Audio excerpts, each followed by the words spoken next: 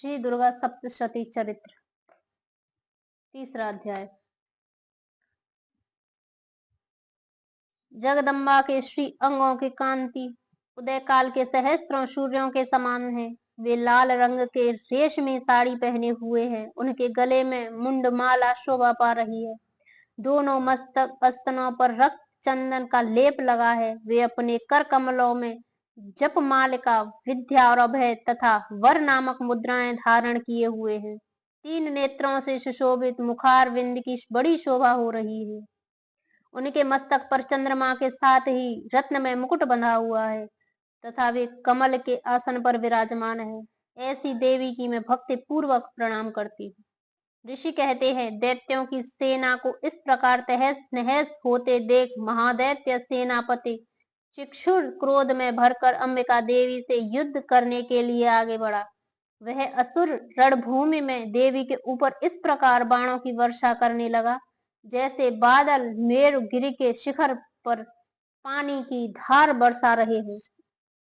तब देवी ने अपने बाणों से उसके बाण समूहों का अनायास ही काटकर उसके घोड़ों और सारथियों को भी मार डाला। साथ ही उसके धनुष और अत्यंत ऊंची ध्वजा को भी तत्काल काट गिराया। धनुष कट जाने पर उसके अंगों को अपने बाणों से बींध डाला। धनुष, रथ, घोड़े और सारथी के नष्ट हो जाने पर वह असुर ढाल और तलवार लेकर देवी की ओर दौड़ा। उसने तीखी धार वाली तलवार से सिंह के मस्तक पर चोट करके देवी को बाएं भुजा में बड़े वेग से प्रहार किया। राजन, देवी की बाह पर पहुंचते ही वह तलवार टूट गई। फिर तो क्रोध से लाल आंखें करके उस राक्षस ने शूल हाथ में लिया और उसे उस महादैत्य भगवती भद्रकाली के ऊपर चलाया। वह शूल आकाश से गिरते हुए सूर्य मंडल की भांति अपने तेज से प्रज्वलित हो उठा। उस शूल को अपनी ओर आते देख देवी ने भी शूल का प्रहार किया। उससे राक्षस के शूल के सैकड़ों टुकड़े हो गए। साथ ही महादैत्य चिक्षुर की धज्जियां उड़ गईं। वह प्राणों से हाथ धो बैठा। महिषासुर के सेनापति उस महापराक्रमी चिक्षुर के मारे जाने पर देवताओं को पीड़ा देने वाला चामर हाथी पर चढ़कर आया।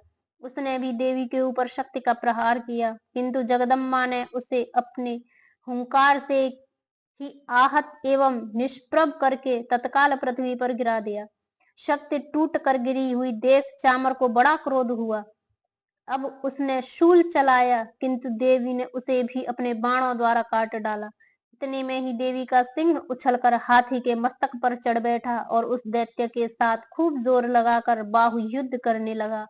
वे दोनों लड़ते लड़ते हाथी से पृथ्वी पर आ गए और अत्यंत क्रोध में भरकर एक दूसरे पर बड़े भयंकर प्रहार करते हुए लड़ने लगे। तदंतर सिंह बड़े वेग से आकाश की ओर उछला और उधर से गिरते हुए उसने पंजों की मार से चामर को सिर धड़ने से अलग कर दिया।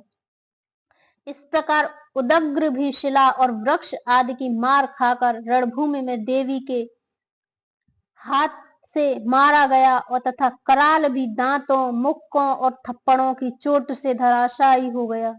क्रोध में भरी हुई देवी ने गदा की चोट से उद्धत का कचूमर निकाल डाला। भिंदीपाल से वाशकल को तथा बाणों से ताम्र और अंधक को मौत के घाट उतार दिया।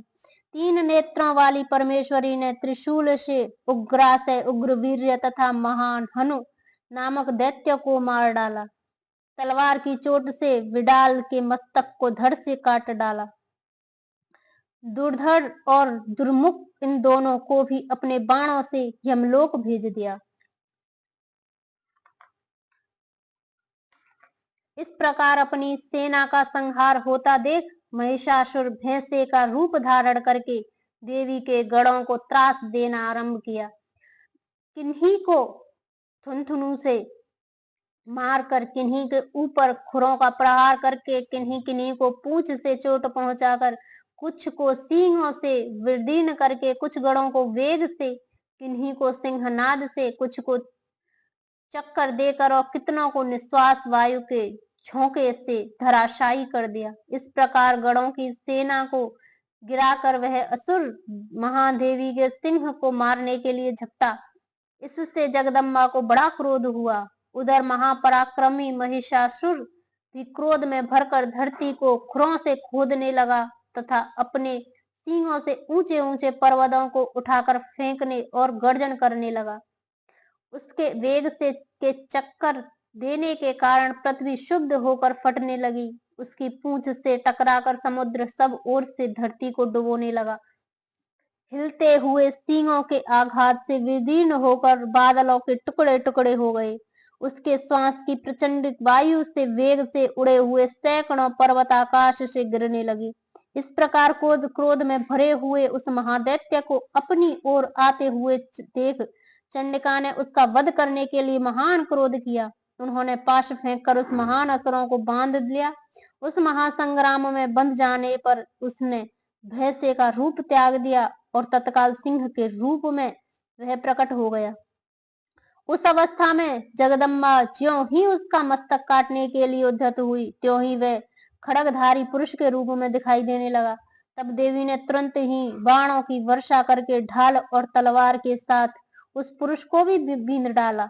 इतने में ही वह महान गजराज के रूप में परिणित हो गया तथा अपनी सूंड से देवी के विशाल सिंह को खींचने तथा गर्जने लगा। खींचते हुए देवी ने तलवार से उसकी सूंड काट डाली। उस समय महादैत्य पुनः भैंसे का शरीर धारण कर लिया और पहले की ही भांति चराचर प्राणियों सहित तीनों लोकों को व्याकुल करने लगा। तब क्रोध में भरी हुई जगदम्बा चंडिका बारंबार उत्तम मधु का पान करके और लाल आंखें करके हंसने लगी। उधर वह बल और पराक्रम के मद से उन्मत्त हुआ राक्षस गर्जने तथा अपनी सींगों से चंडी के ऊपर पर्वतों को फेंकने लगा। उस समय देवी अपने बाणों के समूह से उसके फेंके हुए पर्वतों को चूर्ण करती हुई बोली। बोलते हुए समय उसका मुख मधु के मद से लाल हो रहा था और वाणी खड़खड़ा रही थी। देवी ने कहा, ओ मूढ़, मैं जब तक मधु पीती हूँ तब तक तू क्षण भर के लिए खूब गर्ज ले। मेरे हाथ से तेरी मृत्यु हो जाने पर शीघ्र ही देवता भी गर्जना करेंगे। ऋषि कहते हैं, यूं कहकर देवी उछली और उस महादैत्य के ऊपर चढ़ गईं। फिर अपने पैर से उसे दबाकर उन्होंने शूल से उसकी कंठ में आघात किया। उनके पैर से दबा होने पर महिषासुर अपने मुख से दूसरे रूप में बाहर होने लगा। अभी आधे शरीर से ही वह बाहर निकलने पाया था कि देवी ने अपने प्रभाव से उसे रोक दिया। आधा निकला होने पर भी वह महादैत्य देवी से युद्ध करने लगा। तब देवी ने बहुत बड़ी तलवार से उसका मस्तक काट गिराया। फिर तो हाहाकार करती हुई दैत्यों की सारी सेना भाग गई और संपूर्ण देवता अत्यंत प्रसन्न हो गए।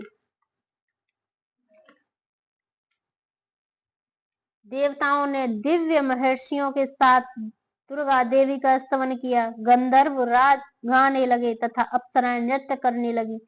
इस प्रकार श्री मार्कंडे पुराण में शावर्णिक मनवंतरी की कथा के अंतर्गत देवी महात्म्य में महिषासुर वध नामक तीसरा अध्याय पूरा हुआ।